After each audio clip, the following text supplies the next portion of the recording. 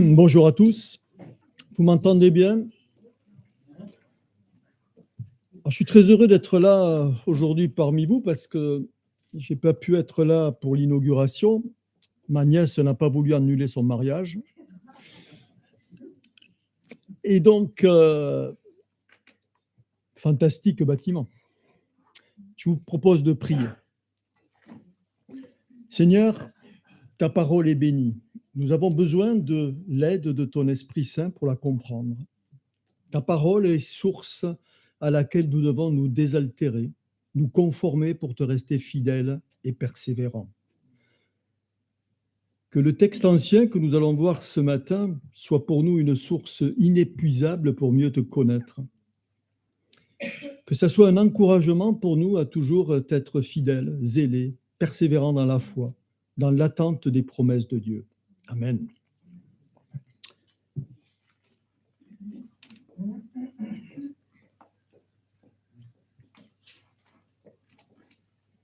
Courage et persévérance de la foi, c'est le titre. Comme dans toutes les bonnes séries sur vos télés, il y a toujours un résumé des épisodes précédents. Alors avec le modernisme, peut-être que ceux qui ont la télécommande peuvent zapper. Non. Étienne me dit que ce n'est pas encore implanté. Le livre de Josué représente la conquête de la terre promise, la conquête de Canaan. Et à la fin du chapitre 11, on a vu, il est écrit que Josué s'empara donc de tout le pays, conformément à tout ce que l'Éternel avait dit à Moïse, et le donna en héritage à Israël, à chacun sa portion, d'après leur tribu, puis le pays fut en paix, sans guerre. Le chapitre 12 listait les 31 rois qui ont été battus, tués lors de cette conquête. Et le lecteur s'attend au chapitre 13 à ce qu'on lui parle du début du partage de la terre promise. Mais l'auteur nous décrit les tribus de l'Est, donc la tribu des Rubénites, des Gadites et la demi-tribu de Manassé. Et ces tribus apportèrent un soutien sans faille pendant la conquête à l'ouest du Jourdain. Ils s'étaient engagés à être aux côtés de leurs frères pour mener à bien les combats territoriaux à l'ouest. Et c'est une image de l'unité du peuple d'Israël. On apprend aussi que la tribu des Lévites, la tribu sacerdotale, n'a pas de région attitrée, mais aura des villes pour être également réparties sur tout le territoire de la terre promise. Josué 13:3 nous dit « Moïse ne donna pas d'héritage à la tribu de Lévi, l'Éternel, le Dieu d'Israël, était lui-même leur héritage, comme il le leur avait dit. » Et en fait, le partage réel de la terre de Canaan débute au chapitre 14 et au verset 6 par un cas particulier, et c'est ce qu'on va voir ce matin. Donc je vous propose de lire donc, dans le chapitre 14 de Josué, à partir du verset 1, Josué 14, 1 à 15. Donc, vous l'avez là si vous n'avez pas vos Bibles. « Voici ce que les Israélites reçurent en héritage dans le pays de Canaan, ce que le prêtre Éléazar, et Josué, fils de Nun, et les chefs de famille des tribus israélites partagèrent entre eux. Le partage eut lieu par tirage au sort, comme l'Éternel l'avait ordonné par l'intermédiaire de Moïse, pour les 9 tribus et demie. En effet, Moïse avait donné un héritage à 2 tribus et demie de l'autre côté du Jourdain, mais il n'avait pas donné aux Lévites d'héritage parmi eux. Les fils de Joseph formaient 2 tribus, Manassé et Éphraïm, et l'on ne donna pas de part aux Lévites dans le pays, si ce n'est des villes d'habitation avec leurs environs pour leurs troupeaux et leurs biens. Les Israélites se conformèrent aux ordres que l'Éternel avait donnés à Moïse et partagèrent le pays. Les Judéens, verset 6, s'approchèrent de Josué à Gilgal. Caleb, fils de Jéphuné, le Kénisien, lui dit « Tu sais ce que l'Éternel a déclaré à Moïse, homme de Dieu, à mon sujet, et au tien à Kadès Barnéa. J'étais âgé de 40 ans lorsque Moïse, le serviteur de l'Éternel, m'a envoyé de Kadès-Barnéa explorer le pays.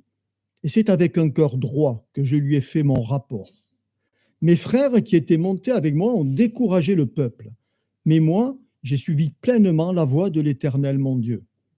Et ce jour-là, Moïse a juré, le pays que ton pied a foulé sera ton héritage et celui de tes descendants pour toujours, parce que tu as pleinement suivi la voie de l'Éternel, mon Dieu.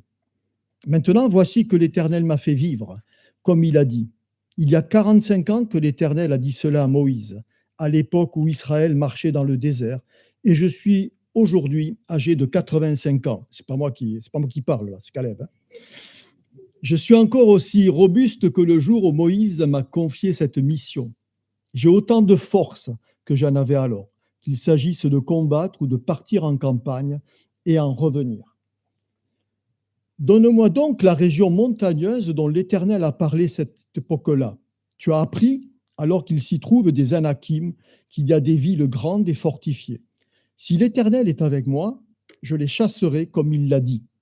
Josué bénit Caleb, fils de Jéphuné, et lui donna Hébron pour héritage. C'est ainsi que Caleb, fils de Jéphuné, le Kénisien, a eu jusqu'à aujourd'hui Hébron pour héritage, parce qu'il avait pleinement suivi la voie de l'Éternel, le Dieu d'Israël. Hébron s'appelait autrefois Kiriath Arbat. Arbat avait été l'homme le plus grand parmi les Anakim. Le pays fut dès lors en paix, sans guerre. Les 5 premiers versets que l'on vient de lire décrivent sommairement le partage du pays à l'ouest du Jourdain pour les 9 tribus et demie. Vous avez lu, il fut fait par tirage au sort, sous la direction du sacrificateur Éléazar, qui est le fils d'Aaron, puis de Josué, le conducteur du peuple, et des chefs de famille concernés. La région désignée était adaptée dans ses limites à la population de chaque tribu, et le sort était sûrement réappliqué pour déterminer les positions de chaque clan à l'intérieur du territoire. Chaque famille était ainsi convaincue que c'était par la volonté de l'Éternel que la distribution avait été faite. Du coup, pas de querelle pour la terre offerte, pas de critique, puisque c'était la volonté de Dieu. On va voir ce petit plan, Caleb, qui est l'héritage, le caractère, application et conclusion.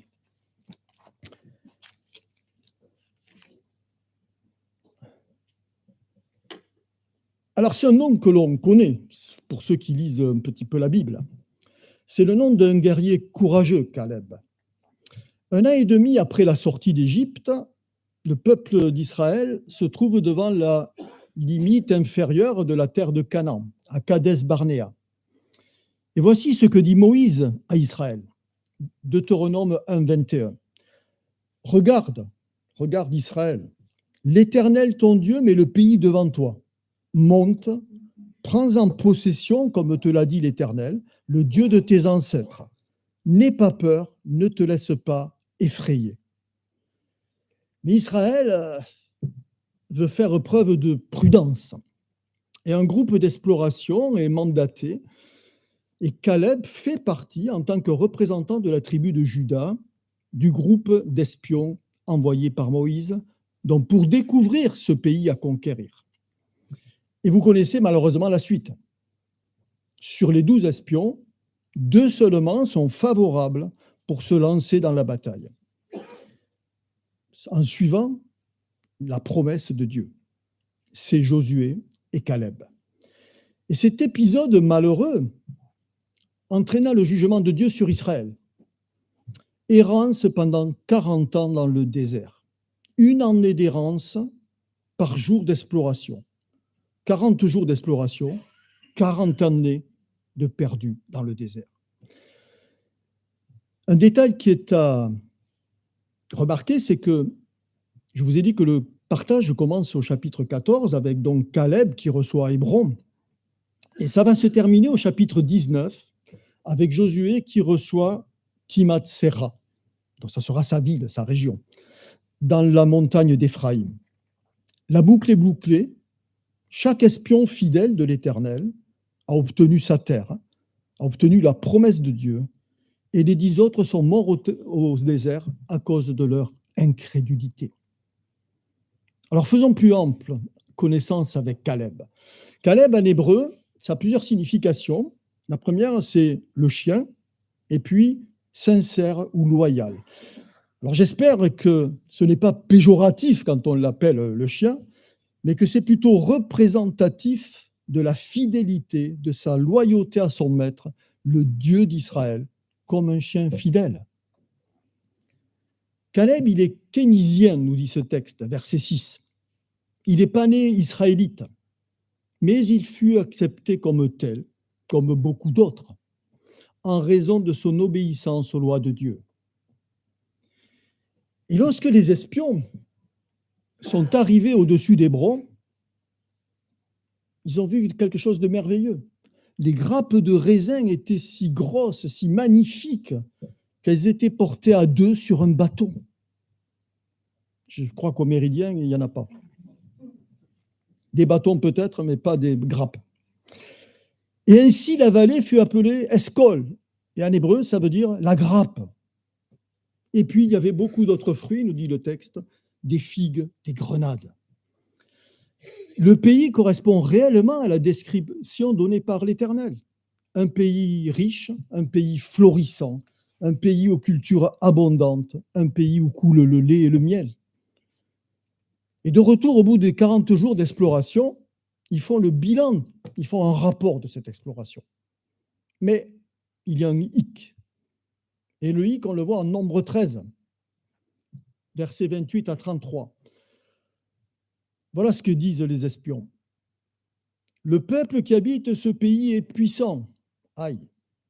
Les villes sont fortifiées, très grandes. Nous y avons vu des descendants d'Anak. Ça tombe mal. Tous ceux que nous y avons vus sont des hommes de haute taille.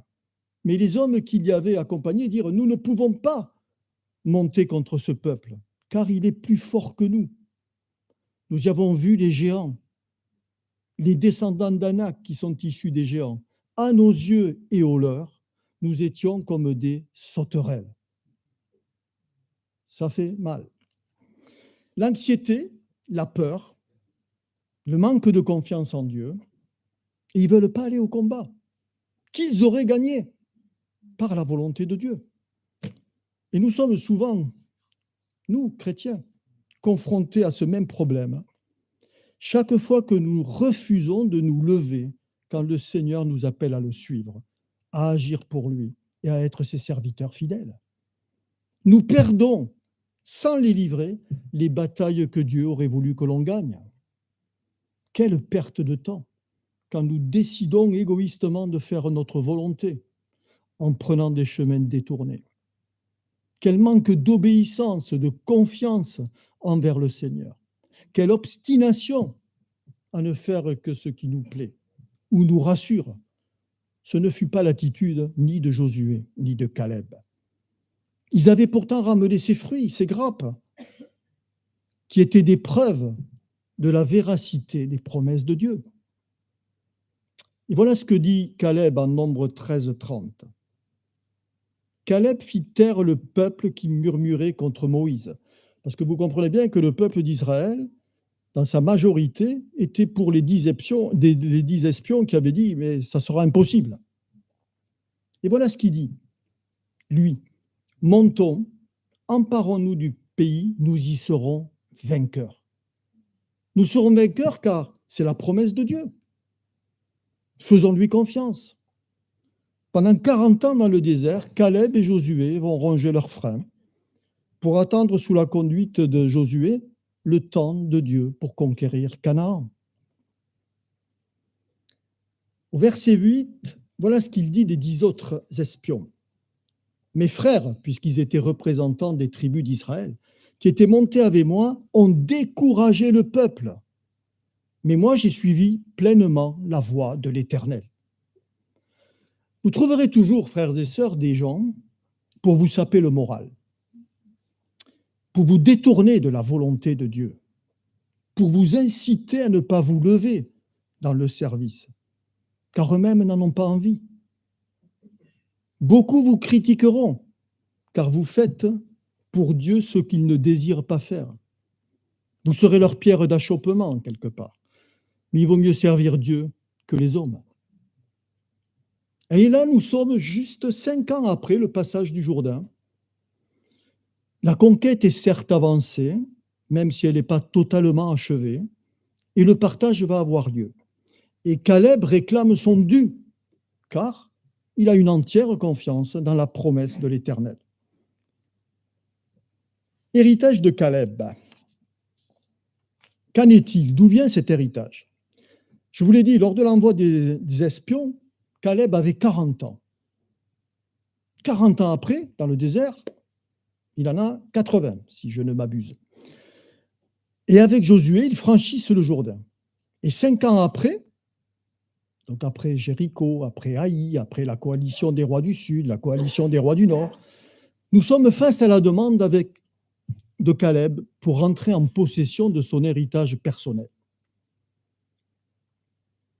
Verset 10 dit, « Maintenant, voici que l'Éternel m'a fait vivre. » Comme il l'a dit, il y a 45 ans que l'Éternel a dit cela à Moïse, à l'époque où Israël marchait dans le désert, et je suis aujourd'hui âgé de 85 ans.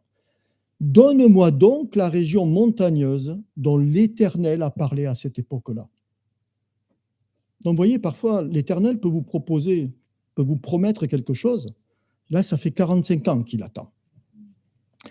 L'âge, pour ceux qui sont avec le Seigneur, écoutez bien, n'a pas d'importance. Caleb dit qu'il est en aussi grande forme à 85 ans qu'au temps de ses 40 ans. Par la grâce de Dieu, sa santé, sa force, son zèle ont été conservés et sa foi est au zénith. Il veut sa montagne. Il veut prendre possession de la promesse de Dieu, récompense de sa fidélité et de sa confiance. Je suis encore aussi robuste que le jour où Moïse m'a confié cette mission. J'ai autant de force que j'en avais alors, qu'il s'agisse de combattre ou de partir en campagne et d'en revenir. Quel avait été le serment de l'Éternel? En Nombre 14. Quant à mon serviteur Caleb, parce qu'il a été animé d'un autre esprit, il n'a pas réagi avec incrédulité, et qu'il m'est resté attaché jusqu'au bout, je le ferai entrer dans le pays où il est allé, et sa postérité le possédera. Et quand on fera le chapitre 15, on verra que la postérité de Caleb, Aksa, sa fille, aura un champ dans le territoire de la montagne d'Hébron. Et vous savez quel est le mari d'Aksa?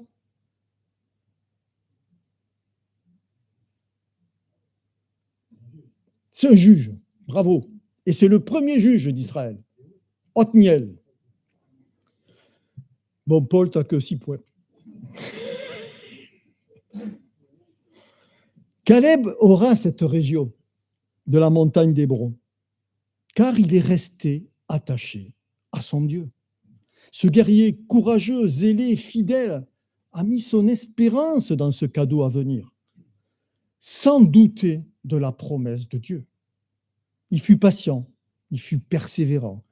Et là, il vient le moment de se battre avec la force de Dieu pour aller conquérir ce territoire. Vous avez compris, ce territoire, il est peuplé de géants. Alors, c'est une leçon aussi. Ne vous laissez pas par négligence, apathie, déposséder des promesses de Dieu. L'ennemi vous dira toujours que vous rêvez, que c'est impossible, que vous courez après le vent. Restez ferme. Dieu n'est pas menteur. Il suffit d'être fidèle, patient et persévérant. Versets 12 et 13, que dit Caleb? Peut-être l'Éternel sera-t-il avec moi, et les chasserai-je comme l'Éternel l'a dit, les géants. Et Josué le bénit et donna Hébron en héritage à Caleb, fils de Jéphuné. Et Caleb prit Hébron. Caleb n'a aucun doute sur son courage, sur sa vaillance, mais il s'en remet quand même à l'Éternel, avec la certitude que celui-ci ne reniera pas sa promesse, et que si la volonté de Dieu est demeurée la même, il vaincra. Vous savez, pour Caleb, il y avait un lien mémoriel à posséder ce territoire d'Hébron. Hébron, c'est la ville fétiche d'Abraham, Genèse 13. C'est celle de la création d'un autel à côté des chaînes de Mamré. C'est aussi le lieu de la tombe de Sarah, Genèse 23. Et c'est aussi, évidemment, puisqu'ils sont dans la même tombe, dans la caverne de Macpéla, la tombe d'Abraham, Genèse 25. Vous imaginez la valeur sentimentale, morale, spirituelle qu'avait Hébron pour Caleb. Hébron, c'est le point de départ pour Israël des promesses et des bénédictions de Dieu. Et cet homme, il est plein de courage. Et en s'appuyant totalement sur son Dieu, il va conquérir la montagne de son espérance. C'est une histoire magnifique. Le caractère de Caleb, on va voir 3 points. Engagement total, confiance totale, foi totale. Quelle constance, c'est une leçon, quelle constance dans son engagement. Pendant 40 ans dans le désert, il est resté ferme dans ses convictions. Il a respecté les ordres de Moïse, les yeux fixés sur l'Éternel, dont il voyait la nuée le jour et la flamme, la colonne de feu la nuit qui guidait le peuple. Il n'a jamais critiqué ni son Dieu ni Moïse. Et depuis 5 ans, à l'entrée de Canaan, âgé de 80 ans, il a combattu pour la conquête. Il était à Jéricho, il était à Haï, il a lutté contre les coalitions royales. Quelle persévérance! On a toujours tendance, nous, dès qu'il y a un petit obstacle de rien du tout, à s'arrêter. Nous ne pouvons être qu'en admiration devant cette fidélité indéfectible. Son audace, son courage ne dépend pas de sa force physique, qui apparemment restait la même, ni de ses capacités stratégiques, mais de la puissance qu'il puise de sa foi en Dieu. Quel exemple pour nous! Confiance totale. Je ne sais pas si ça vous est arrivé même. Attendre une promesse de Dieu pendant 45 ans. C'est fantastique. Il n'a pas oublié cette région d'Hébron. Il en a fait son objectif de vie, remerciant Dieu pour sa protection physique, morale, pour la conservation de sa santé. Et il sait que cette région offerte 45 ans avant, il va devoir la conquérir par les armes, par la force. Vous savez, celui qui ne croit pas, il est condamné. Caleb n'a pas été tenté par l'incrédulité. L'incrédulité, ça fait marcher sans Dieu. Et l'incrédulité a tendance à mesurer les difficultés de nos vies à l'aune des critères humains et méprise la provision, méprise la protection de Dieu. Les espions décrièrent le pays. C'est le psaume 106 qui nous le dit, verset 24. Ils méprisèrent le pays des délices. Ils ne crurent pas à la parole de l'Éternel. Caleb et Josué virent ce que l'Éternel avait promis. Un pays magnifique, un pays d'abondance, une terre bonne et fructueuse. La même confiance anime Caleb pour la promesse de posséder Hébron. Dieu ne peut mentir. Et sa conviction ne dépend pas d'un optimisme béat, mais de son expérience personnelle, ancrée dans son cœur, sur la fidélité de Dieu dans sa déjà longue vie. Foi totale.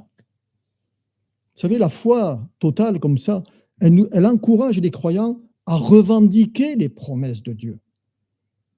Quel que soit l'âge, quelles que soient les circonstances, les difficultés, le bonheur. La foi confirme la promesse. Ce que les espions ont vu était exactement ce que Dieu avait annoncé. Un pays merveilleux. Ils avaient la foi d'entrer dans la paix et le repos promis par Dieu.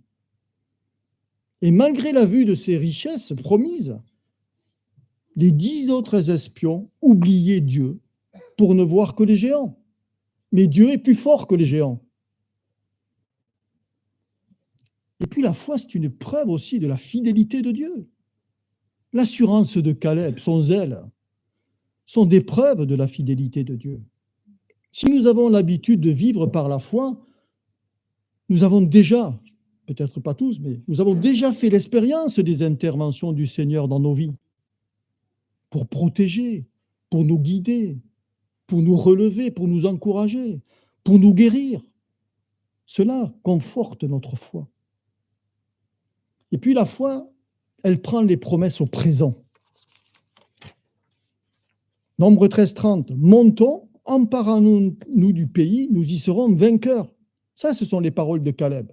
Et Caleb, il avait parfaitement compris que la promesse de Dieu pouvait se vivre dès maintenant.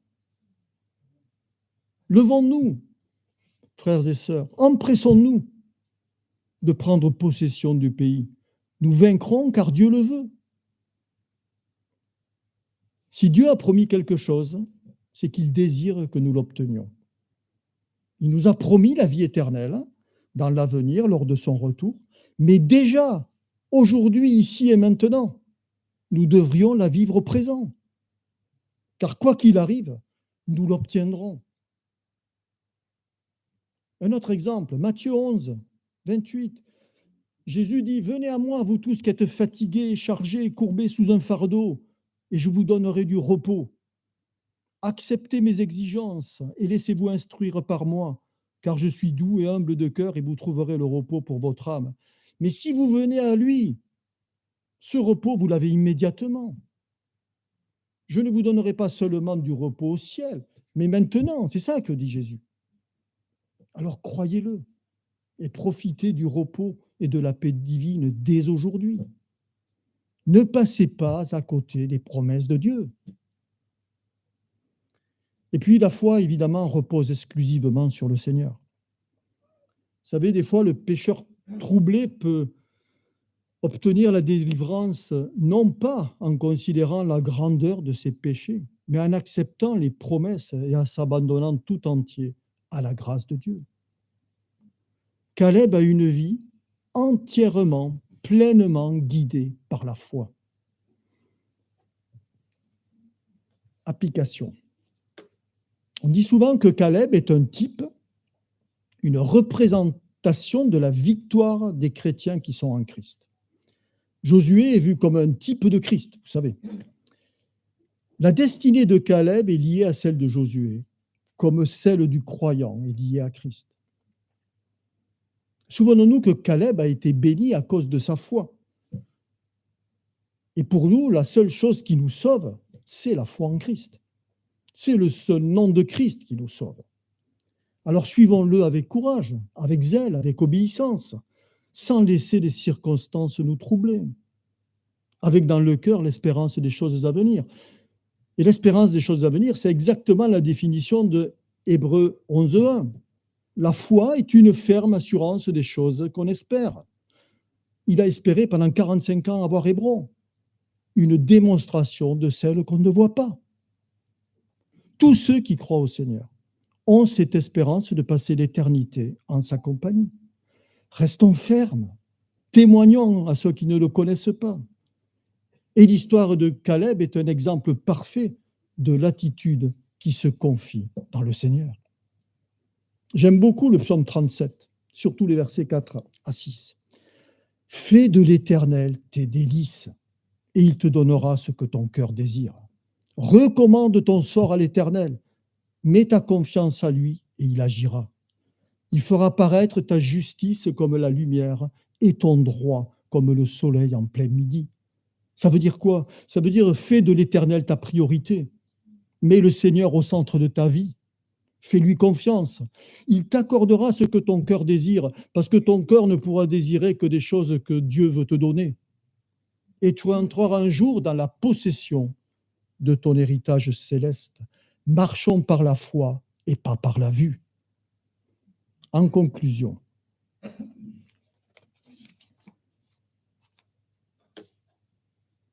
notre nouvelle église, ce lieu est magnifique. Il est spacieux. Il pourrait pour nous correspondre un petit peu à la possession d'Hébron pour Caleb. Mais qu'allons-nous faire maintenant?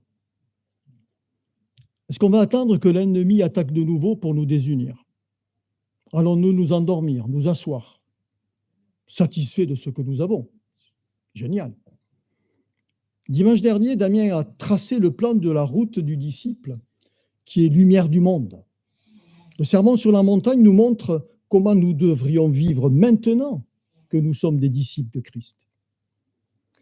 Alors l'édifice est plus grand, l'assemblée est plus importante, les tâches sont multipliées. Alors levons-nous, vaillants ouvriers du Seigneur, retroussons-nous les manches. Vous savez, le travail dans l'Église ne manque pas. Agissons pour la gloire de Dieu. Juste une petite parenthèse. Il manque beaucoup de personnes pour le ménage, alors que chacun s'examine devant Dieu. 22 personnes inscrites, seulement 5 équipes de ménage, moins qu'avant. Je n'ai pas d'explication. Et c'est malheureusement la même proportion que dans le groupe d'espions. 20%, moins de 20%, de fidèles, de courageux, qui s'engagent pour le Seigneur et pour l'Assemblée. Alors Dieu veut que nous le servions dans tous les domaines. Soyons attentifs aux besoins spirituels, moraux, matériels dans la communauté. Si nous sommes réellement enfants de Dieu, tous autant que nous sommes, devrions donner plus de temps, plus de zèle en reconnaissance de la grâce de Dieu, afin que notre Église locale rayonne ici et dans la ville. Soyons comme Caleb, suivons pleinement la voie de Dieu. Alors Dieu nous a donné ce bâtiment, et c'est vrai qu'on a vu des portes se fermer, d'autres s'ouvrir. Il n'y a pas eu de problème dans la construction. Gloire à toi. Hein. Et tout y est possible dans cet édifice. Ce bâtiment d'où pourrait couler le lait et le miel. Tout y est possible si vous êtes des Caleb, zélés, fidèles, des Caleb qui désirent l'avancée du royaume de Dieu, qui ne voient pas que les géants, qui ne sont pas effrayés par les contraintes du service, mais qui ont à cœur de suivre notre Seigneur dans la foi. Caleb n'avait pas peur de relever les défis, de lutter malgré son âge pour obéir à Dieu. Et il ne s'agit pas seulement d'un engagement superficiel, mais d'un engagement vécu dans chaque décision, dans chaque parole, dans chaque action. C'est ça la foi en action tout au long d'une vie. Alors si ce matin, certains au cœur bien disposés ont entendu l'appel de Dieu à servir, inscrivez-vous auprès des responsables. Vous savez, Dieu a tout prévu, Dieu a tout planifié. La seule chose qui soit nécessaire et indispensable, c'est vous. Des chrétiens pleins de foi, qui veulent suivre Christ dans son plan, dans son dessein, pour que l'Église de l'Archer accomplisse les œuvres que Dieu a préparées pour nous d'avance. Et je prie pour que chacun de nous soit un Caleb en puissance. Léon Tolstoï, un écrivain russe, qui est connu en France pour avoir écrit Guerre et paix et Anna Karénine, a écrit « Ne cherche pas à être un chrétien dont le monde parle. » En général, quand le monde parle des chrétiens, c'est pour les critiquer, pour dire qu'on est fou, ou pour nous flatter, pour flatter l'orgueil de quelques-uns. Ne cherche pas à être un chrétien dont le monde parle. Sois plutôt un chrétien que Dieu approuve. Caleb fut approuvé et richement béni. Puisse-t-il en être de même dans notre assemblée. Marchons dans la foi. Amen.